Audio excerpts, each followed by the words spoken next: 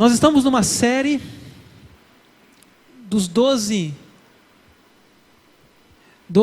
discípulos de Cristo. Nos domingos agora do mês de setembro, talvez ainda no mês de outubro, nós vamos estar falando sobre os 12 discípulos de Jesus. Na semana passada, nós falamos sobre o Pedro, e as células conversaram um pouquinho sobre a vida de Pedro. E hoje nós vamos avançar para o segundo episódio da série sobre André. Ele é o nosso foco hoje, o discípulo André. Irmãos, interessante dizer que André, ele foi o primeiro discípulo a ser chamado por Jesus, foi o primeiro. E a segunda coisa é que ele levou o irmão dele, o Simão Pedro. André seguiu a Jesus e depois chamou também o seu irmão, que é o versículo ali inicial, João capítulo 1, 35 até o 42. Mas eu vou já chegar nessa parte com vocês, deixa eu falar outra parte aqui. Vamos voltar um pouquinho no começo. Como que eles conheceram Jesus? Como que André e o irmão Simão Pedro conheceram Jesus? Vamos ler o texto que... Apaga a luz 12, por favor. Como que eles conheceram Jesus? Vamos ler lá na tela? No dia seguinte, estava João outra vez na companhia de 2 dos seus discípulos, e vendo Jesus passar, disse: eis o Cordeiro de Deus.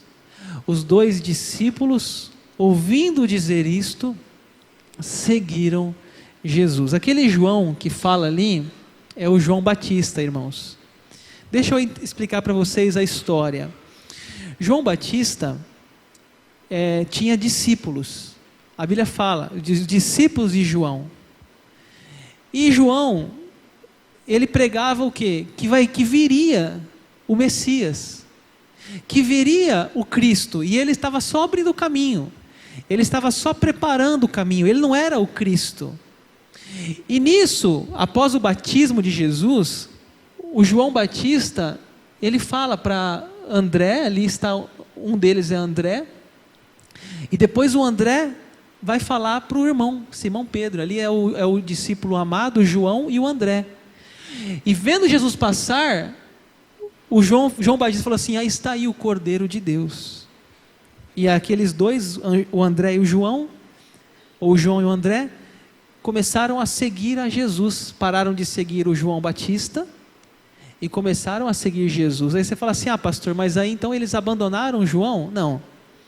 João Batista já havia dito que ele só estava apontando o caminho, que Cristo viria, e que então quando Cristo é batizado, começa o seu ministério, o próprio João Batista fala: eu não sou digno de desatar a sandália dele, que importa que ele cresça e eu diminua. E aí João Batista então encaminha e fala: está aí, ó, o Cordeiro de Deus. E então o João e o André param de seguir João Batista e começam a seguir Jesus Cristo. Então, irmãos, veja bem, o André, ele foi um dos primeiros, junto com o João, o apóstolo do amor, a seguir Jesus Cristo. Então ele tem por isso que logo no começo da série, já colocamos ele aqui, o André.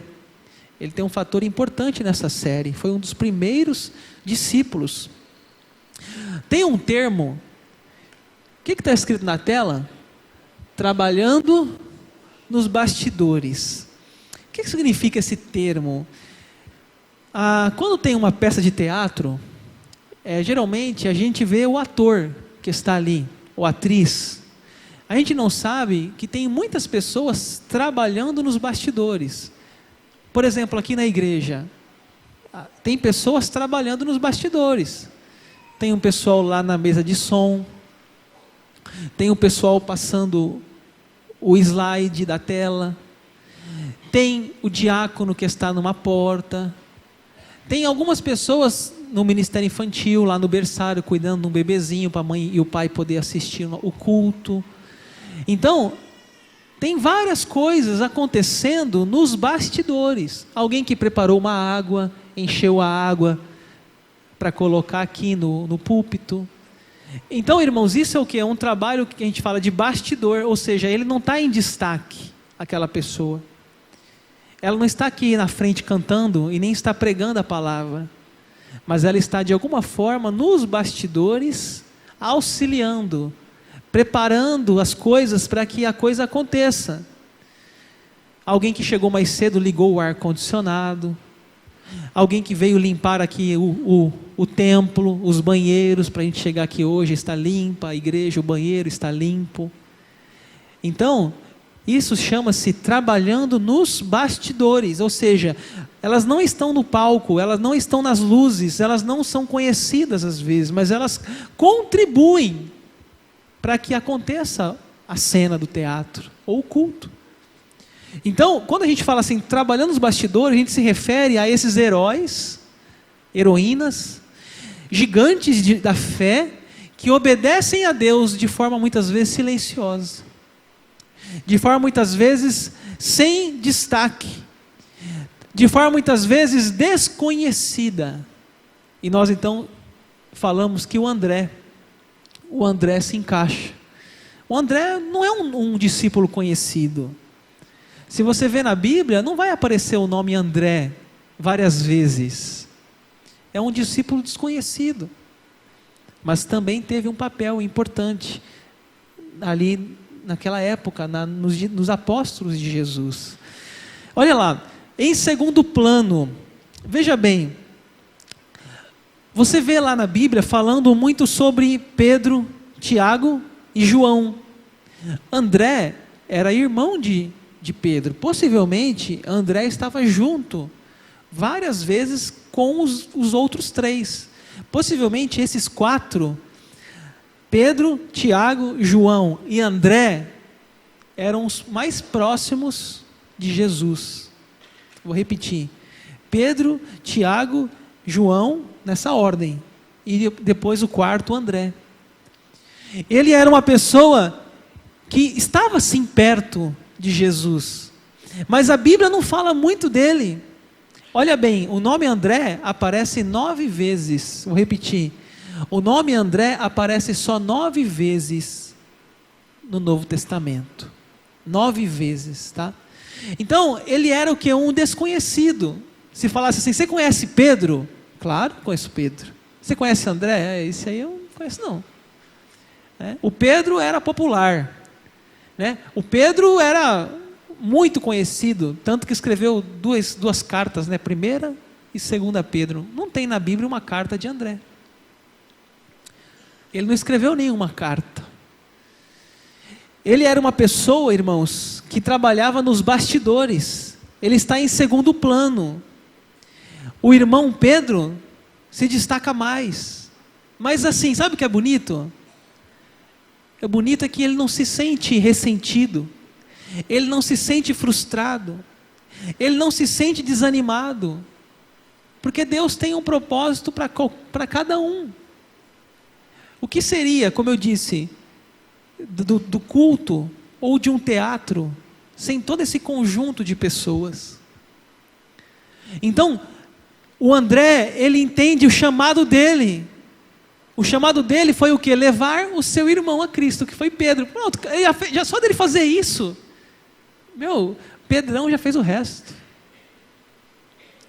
O Pedrão, na primeira pregação dele, converteu 3.000 pessoas em Atos. Fica imaginando o André, cara, eu te levei para Jesus, hein, cara? E você já está pregando para 3.000 pessoas? Que alegria, né? Alegria você ver alguém que vai mais longe que você, alguém que você evangelizou, e que a vida dele, com a graça de Deus, tem uma maior influência do que a sua. Que bênção, irmão. Isso não é motivo de vaidade, nem de tristeza, é motivo de alegria. Imagine que bênção você poder evangelizar alguém que vai ter um trabalho de mais influência do que o seu no reino de Deus. Isso é um grande privilégio, não é um motivo de de disputa. André tinha consciência que Pedro era um líder nato. André tinha consciência de que se o irmão dele fosse a Cristo, possivelmente ia ser o centro das atenções. Mas ele não se incomoda, ele diz: vai, meu irmão, Jesus te chama, eu te levo até Jesus. E assim, ele leva o seu irmão, né, até Cristo, como é o nosso texto inicial de João 1. Levou até Jesus o seu irmão. Irmãos, o que nós aprendemos aqui com o André é que ele é um homem, uma pessoa disposto a servir. Ele não é egoísta, egocêntrico. Enquanto Pedro fala coisas muitas vezes desnecessárias, você não vê o André falando essas coisas. Enquanto Pedro, ele diz assim: Senhor, nunca te negarei, e nega, André não fala, mas não erra também, não promete nada. Quando a Bíblia fala de André, nunca o cita com qualquer desonra. Chamados diferentes. E talvez, irmãos, André é um modelo até melhor para nós, porque nem todos somos como Pedro. Nem todos temos esse dom nato de liderança. Mas que bom se todos podemos ser pelo menos um André. Aquele que leva as pessoas a Cristo. Aqueles que não têm vaidade de dizer: eu levei aquela pessoa e aquela pessoa já é uma pessoa que já está dando mais frutos do que eu. Não, estou feliz pela vida do meu discípulo, do meu irmão que eu evangelizei. Irmãos, a vida do André é até mais uma pessoa equilibrada. Você vê que André é aquele equilíbrio. Pedro é assim, né? Montanha-russa. Em cima, embaixo. Em cima, embaixo. O André é aquele equilíbrio. Talvez até um melhor exemplo. Tem um livro do Tim LaHaye, que ele fala dos temperamentos transformados. É uma teoria de 4 temperamentos. O livro está na tela, Temperamentos Transformados. Esse livro fala que existem 4 tipos de temperamento. Existe o sanguíneo, o melancólico, o colérico e o fleumático. Eu vou falar um pouquinho de cada um. O sanguíneo. O sanguíneo é o exemplo, é o Pedro. É aquela pessoa amável, simpática, calorosa. É aquela pessoa que onde chega é bom de conversa, é otimista, é despreocupado, é desinibido, é compassivo, adaptável. Pessoas como Pedro são bons pregadores, são bons líderes, são bons vendedores, bons atores, pessoas de palco, de frente. São pessoas que têm muitas qualidades, mas também têm fraquezas. Por exemplo, instabilidade, inquieto, egoísta, pouca força de vontade, pouca constância. Característica de um sanguíneo. O Pedro era uma pessoa assim. Temos um segundo temperamento no livro do Tim LaHaye, que é o colérico. O colérico, ele é identificado na Bíblia como o apóstolo Paulo. Ele é também extrovertido, mas em menor intensidade. O colérico, ele já é mais prático. Tudo na vida tem que ter uma utilidade. É um líder também, muitas vezes obstinado. Muitas ideias, projetos, e faz que aqueles projetos terminem com sucesso. Diferente do sanguíneo, muitas vezes começa, para. O colérico não, ele vai até o fim. Ele tem aquele objetivo, ele completa. Pessoas com essas características são bons diretores, construtores, políticos, administradores. São os coléricos. Fraquezas, orgulho, gênio difícil, tendência à grosseria e até mesmo à crueldade. Diferente. Pessoas, temperamentos diferentes. Temos uma terceira característica, que é o melancólico. O melancólico no livro é exemplificado por Moisés. É uma personalidade mais complexa, uma mente privilegiada, uma capacidade privilegiada, mas um temperamento difícil. Esses são os grandes artistas, compositores, filósofos, inventores. São pessoas que têm uma capacidade além do normal, uma mente brilhante, perfeccionistas, sensíveis, amigos, leais inclusive. Geralmente não são extrovertidos, ao contrário, introvertidos, e geralmente não se impõem, não põem a sua vontade. São qualidades tão excepcionais, mas também as suas fraquezas são muito complexas, inclusive tendência à depressão, ao desânimo, a ser muito crítico e ser pessimista.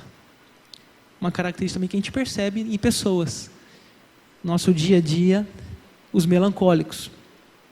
E por último no livro, o quarto e último que Tim LaHaye fala é o fleumático. Esse aqui, eu coloco como André, da Bíblia. O André. O fleumático é uma pessoa de fácil convivência, calma, sossegada, faz com que todo mundo goste dele. Aquela tipo de pessoa que você fala assim, cara, como que não gosta dessa pessoa? Pra você não gostar dele, o cara tem que ser muito ruim. Porque não é o cara, é você. Porque todo mundo no trabalho leva bem, conversa, é fácil de perdoar, não guarda mágoa, é uma pessoa calma, agradável, digno de confiança, mas a sua fraqueza não tem muita motivação, não tem muita dedicação, tenta-se evitar envolver-se com muitas coisas, é mais um espectador. Embora são bons professores, humoristas, escritores, e é exatamente o André na Bíblia, aquele que está em segundo plano, é o fleumático. Não é um líder como Pedro, como Paulo, não é melancólico tanto quanto Moisés, mas é uma pessoa que parece que está ali acalmando os ânimos da turma. Não, para aí com isso, para que isso? Larga disso, vamos ficar em paz todo mundo. É o famoso fleumático. Pergunta a pessoa que está perto de você, e aí, o que você é? Tem gente que já se encontrou, né?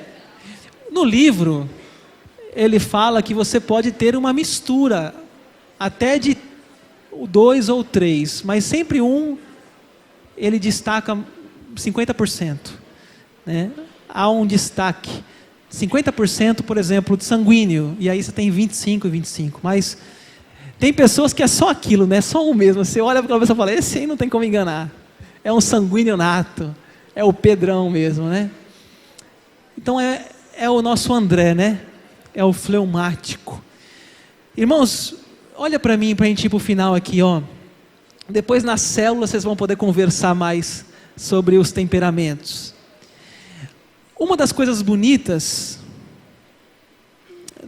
da vida do André é que ele evangelizava. Se você tiver com sua Bíblia aberta, no texto que eu li no começo, João 1:40, fala assim, ó: era André, o irmão de Simão Pedro, um dos que tinha ouvido o testemunho de João e seguido Jesus. Aí fala, ele achou primeiro seu próprio irmão, Simão, a quem disse, achamos o Messias. E o versículo 42 fala, e o levou a Jesus. Olha que lindo, 42, parte A. E o levou a Jesus. Uma das coisas mais bonitas na vida do André, a primeira delas é o seu trabalho nos bastidores. Ele não se importava, era o temperamento dele. E a segunda coisa que eu quero destacar, e a última aqui hoje, é que ele é uma pessoa que evangelizava. Ele é uma pessoa que levava Jesus. Que coisa bonita. Ele não queria só para si, ele levava pessoas. E eu posso dar para vocês aqui um outro exemplo de pessoas que André levou a Jesus. Vamos ler na tela? João 12, 20 a 22, vamos lá? Ora, entre os que subiram para adorar durante a festa, havia alguns gregos. Estes, pois, se dirigiram a Filipe, que era de Betsaida da Galileia, e lhe rogaram: Senhor, queremos ver Jesus. Filipe foi dizê-lo a André, e André e Filipe o comunicaram a Jesus. Veja mais uma passagem que fala que André levou pessoas até Jesus, uns gregos. Lembra também da história do 5 pães e 2 peixinhos? Diz a Bíblia em João 6, quem encontrou esse garoto foi André. João 6,9, André disse assim: Jesus, está aí um rapaz que tem 5 pães e 2 peixes. André era uma pessoa que levava pessoas até Jesus. Ele levava pessoas, ele levou o seu irmão a Jesus, apresentou um garoto a Jesus que tinha um pouquinho de comida lá, apresentou esses gregos a Jesus. Ele era um evangelista. Irmãos, eu quero mais uma vez lembrar a nossa mente e coração que a melhor evangelização é por relacionamento. Ele levou o irmão dele, gente. Ele levou pessoas da família dele. Uma pesquisa feita pelo Instituto Haggai diz que somente 1% das pessoas chegam a Jesus por filmes, programas de televisão, 2% por um sermão, 3% por um programa de rádio, aí vai, várias coisas, mas diz a pesquisa que 50% das pessoas que chegam a Jesus, elas vão por sua família. E nada melhor do que levar um irmão a Cristo. Tem pessoas que têm esse privilégio de levar os seus familiares a Jesus. Que bênção, que alegria. André levou a Pedro até Jesus. Irmãos, agora você imagine, eu já estou concluindo. Você imagine, irmãos, você ter oportunidade de evangelizar Pedro. Imagine isso. O irmão dele não foi um qualquer um, foi o Pedro, o líder. O irmão dele pregou um sermão que 3.000 pessoas se converteram. Olha o final lá, versículo 41, Atos 2. Então os que lhe aceitaram a palavra foram batizados, havendo um acréscimo naquele dia de quase 3.000 pessoas. Quem estava pregando? O Pedro? Que privilégio, irmãos, você levar alguém para Jesus e aquela pessoa dar mais frutos e mais frutos espirituais. Uma vez, eu encerro aqui já, um professor de escola dominical, estou finalizando, evangelizou um vendedor de calçados. O nome do professor era Kimball. O vendedor de calçados era um grande evangelista chamado D.L. Moody. D.L. Moody foi um evangelista extraordinário, grande influência, e evangelizou um homem chamado Frederick Meyer. Frederick Meyer começou a pregar na faculdade e converteu um homem chamado Champman. Champman pregou na Associação Cristã de Moços e evangelizou um jogador de beisebol chamado Billy Sunday. Billy Sunday se entusiasmou com o reavivamento, organizou uma campanha evangelística. Sabe quem estava sentado naquela campanha assistindo a pregação? Billy Graham. Será que aquele vendedor de sapatos e aquele professor de escola dominical imaginariam que um dia Billy Graham seria alcançado? Irmãos, a gente pode até não pregar muito bem, A gente pode até não ser um sanguíneo, até um fleumático, irmãos, mas se a gente alcançar um Billy Graham para Jesus, se a gente alcançar um Pedro, eu creio que já cumprimos a nossa missão de trabalhar nos bastidores. Se a gente tiver o privilégio de levar nossa família a Cristo, já cumprimos a nossa missão de sermos evangelistas e evangelizadores. Irmãos, eu encerro. O pessoal do louvor aqui pode se preparar. André, uma pessoa disposta a ficar em segundo lugar. André, uma pessoa disposta a dar apoio. Não se importava se estava em primeiro lugar, ou em segundo, ou em terceiro. André cumpriu aquela palavra de Jesus que disse assim: se alguém quer ser o primeiro, seja o último e o servo de todos. É preciso um coração especial para entender que nem todos serão um Pedro, nem todos serão um Billy Graham. Talvez nem todos vão pregar para multidões, nem todos vão escrever uma carta na Bíblia, como escreveu Pedro, a primeira e a segunda carta. Mas é certo que pessoas como André trabalham em silêncio, de modo fiel e de modo discreto. Não tem reconhecimento, mas não é isso que eles buscam. Eles querem ouvir aquilo que Jesus disse na parábola dos talentos: servo bom e fiel, foste fiel no pouco, sobre o muito te colocarei, entra no gozo do teu Senhor. Amém, irmãos?